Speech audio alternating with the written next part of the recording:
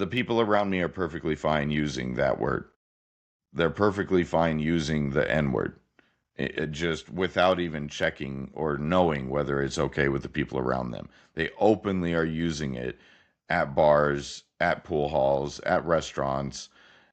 They don't even really take the time to look around anymore. Like, I remember a time, not even 6, 7 years ago, when you would never hear that in public. A lot of the people who I hear using the N word when they think I'm not listening or when they think I'm not near them, these are people with whom I've already had conversations before where they've said, I'm not racist. And I've said, I believe you. I don't think you are racist. Now, one of my viewpoints has always been if you're constantly having to turn around and say, I'm not racist, you're a racist. It's just the way it is. If you're constantly having to explain your actions, then you're doing racist things. But these are people who have in the past assured me that they're not racist.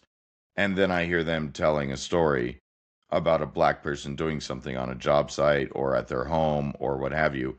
And they bust out the N word with the hard R. And every time it's like, you know how it feels when you hear that word. It's nails on a chalkboard. It's just, it's like there's like a biological response that you get if you didn't grow up around that being a normal word. It really it hits you in a certain way. There's an emotional response even when you're a white person. I can't imagine what that emotional response is if you are a black person, and especially if you're the person being referred to at the moment. I can't imagine what that feels like and what that jolt must be like um, of adrenaline and just hot blood flow and emotion. Just especially if it's aimed at you, I just can't imagine what that feels like. Knowing how it feels like for me as a white person who just didn't grow up around it. It's just not normal. What I'm realizing, the point being, I've always lived in a super racist area and I didn't know it.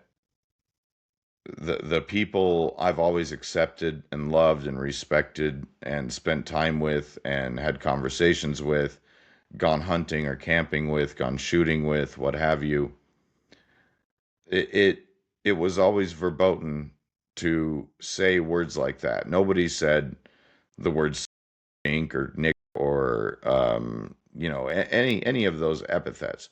They just were not used, and if they were, it was part of a joke that may not have been funny, but at least it was in the context of a joke and you knew the person did not mean it at the end of the day. Now what I'm seeing is people mean it and they're saying it and they're not afraid to say it. And that's coming straight from the top. It's the permission is being given straight from the top to start talking like that as a society. And I'm not used to my town being full of people who are um, so disgusting. But I'm realizing that the truth is I've always been around these people. And maybe you have too. Maybe your community is full of racists and you didn't realize it. I think a lot of us are realizing that right now. I think a lot of us are feeling really confused about who have I been living amongst my whole life?